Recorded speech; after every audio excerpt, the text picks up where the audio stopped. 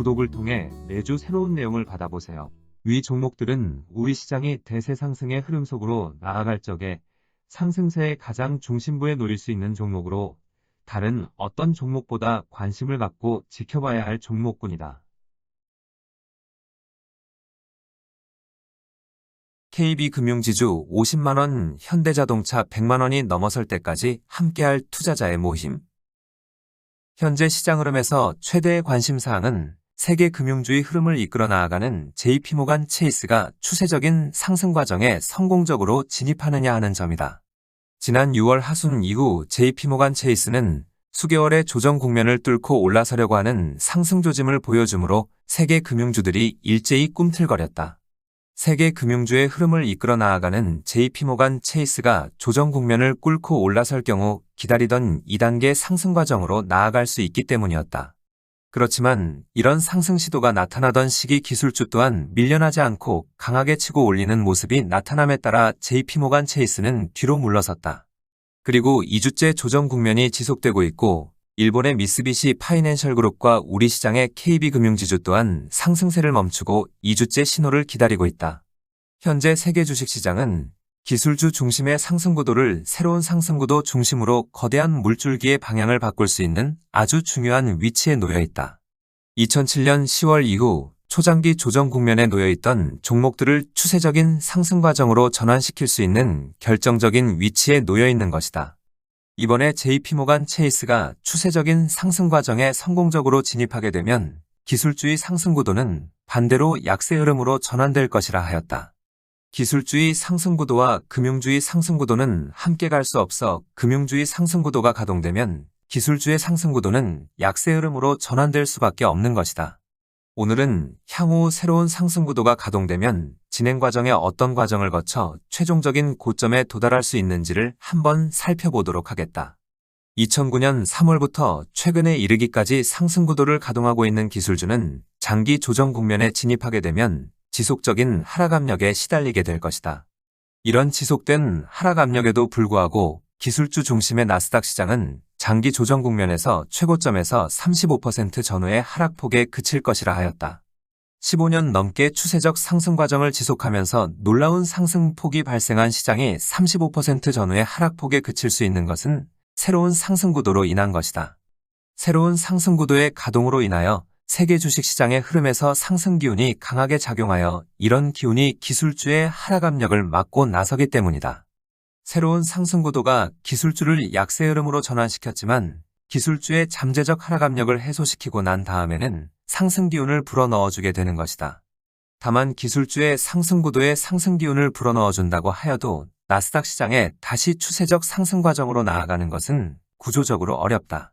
새로운 상승 구도가 기술주에 불어넣어주는 상승 기운은 나스닥 시장의 추가 하락 압력을 막아내고 장기 박스권에서 작은 상승 과정만 만들어낼 뿐이다.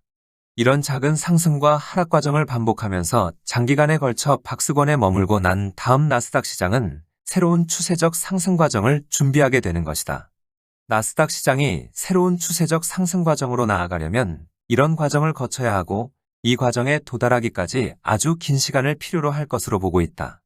나스닥 시장이 이런 긴 조정 과정을 겪는 동안 새로운 상승 구도는 추세적인 한계를 드러낼 때까지 세계 주식시장의 상승 흐름을 지배하게 될 것이다. 주식시장의 흐름은 크게 대세 상승의 국면과 대세 하락의 국면으로 나눌 수 있고 어느 시점이든 주식시장은 이 두 국면 가운데 하나에 놓여 있게 된다.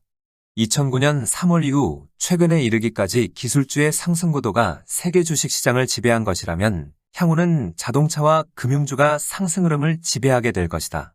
시장 흐름이 추세적인 하락 과정으로 전환되면 이 과정에 어떤 상승세가 나타나든 상승 과정을 끝내면 상승 이전의 상태로 되돌아가려는 하락 압력이 작용한다.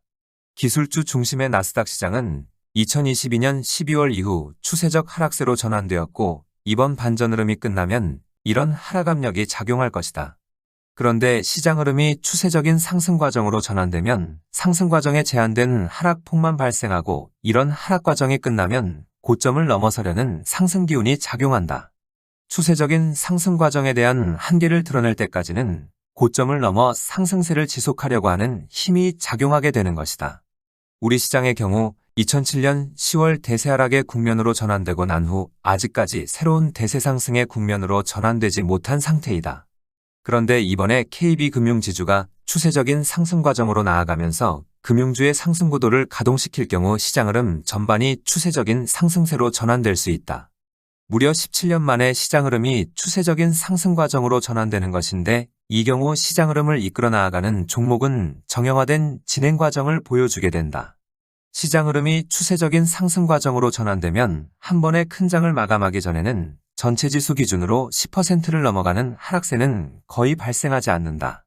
한 번의 큰 장은 통상 3단계 상승 과정을 거쳐 최고점에 도달하는데 단계별 상승 과정을 마치게 되면 전체 지수 기준으로 6에서 9%의 조정폭이 발생한다. 바로 이 시기 상승 흐름을 이끌어 나아가는 종목은 고점에서 최대 20% 전후의 하락폭이 발생하고 주변 종목들도 이에 준하는 하락폭이 발생한다. 이런 하락폭이 발생하기 전에 진행 속도를 늦추기 위해 상승 흐름을 이끌어 나아가는 종목의 경우 고점에서 7에서 12%의 하락폭이 발생하기도 한다. 지난 3월 1단계 준비 과정을 완성하고 JP 모간 체이스와 미쓰비시 파이낸셜 그룹 그리고 KB금융지주에서 나타난 조정폭은 이런 경우에 속한다. 향후 2단계 상승 과정으로 나아가고 2단계 상승 과정의 고점에 도달하게 되면 이들 종목에게서는 비슷한 하락폭이 발생하게 될 것이다. 또한 이 시기 전체 지수도 고점에서 6에서 9%의 조정폭이 발생하게 되는데 조정이 끝나면 3단계 상승 과정으로 나아가게 될 것이다.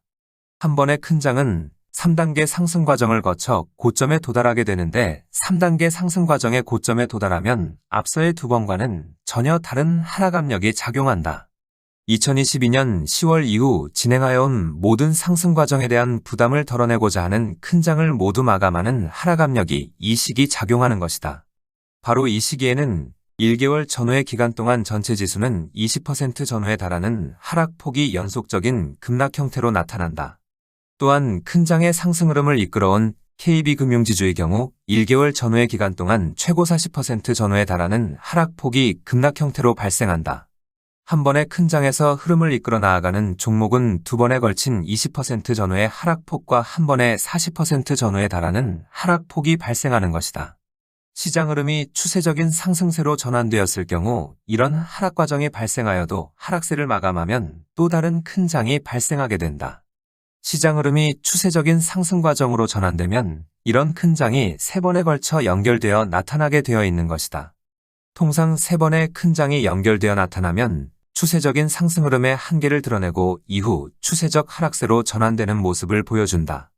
이번에 우리 시장을 비롯한 중요 시장들이 추세적인 상승 과정으로 전환될 경우 이런 과정으로 추세적 한계를 드러낼 것으로 보고 있다. 다만 2020년 3월에 발생한 유동성 장세를 추세적인 상승 과정에서 발생한 한 번의 큰 장으로 간주할 수 있는지는 현재로서 불투명한 상태이다. 만약 이 시기 발생한 큰 장을 포함할 경우 향후 두 번의 큰 장이 들어서고 난 다음 추세적 한계를 드러낼 것이다. 그렇지만 이번에 발생하게 되는 큰 장이 추세적 상승 과정의 첫 번째 큰 장이라면 향후 3번의 큰 장이 서로 연결되어 나타나게 될 것이다. 추세적인 흐름을 공략할 경우 무엇보다 중요한 것은 추세적인 상승 흐름과 추세적인 상승 흐름을 이끌어 나아가는 종목을 놓치지 않는 것이다. 보유하고 있는 종목의 20% 전후의 조정폭은 커 보이지만 추세적인 흐름을 놓치지 않기 위해서라도 이를 의식하지 않고 그대로 보유하는 것이 좋다. 그렇지 않고 이를 의식하고 팔았다가 사려고 할 경우 실익이 크지 않은 상태에서 흐름을 이끌 종목을 매도하고 주변 종목을 보유하는 경우가 발생한다. 또한 이런 매매를 반복하는 가운데 결국 추세적 흐름과 흐름을 이끌 종목을 놓치는 경우가 많이 발생한다. 다만 한 번의 큰 장을 모두 마감할 적에는 40% 전후의 하락폭이 워낙 크기 때문에 보유 종목을 전부 매도하고 재매입하는 것이 바람직하다. 큰 장을 마감할 적에는 유형에서도 매도를 하고 난 후 저점권에서 재매입의 과정을 거치게 될 것인데 유형을 통하여 매도 신호를 알려드리도록 하겠다. 현재 세계 주식시장에서 새로운 상승 구도는 언제든 시장 흐름을 추세적인 상승세로 전환시킬 수 있는 준비를 갖추고 있는 상태다. 앞서 이런 상승 과정으로 나아갈 듯한 모습을 보여주고 뒤로 물러섰지만 최근 다시 밀어붙일 조짐을 보여주고 있다. 이번에는 앞서보다 더 강한 모습으로 밀어붙여야만 하는데 과연 이런 모습을 만들어낼 수 있는지 지켜봐야 하겠다. 시장 흐름이 추세적인 상승 과정에 성공적으로 진입하는 모습을 보여주면 매도와 관련된 기준은 따로 마련하여 알려드리도록 하겠다.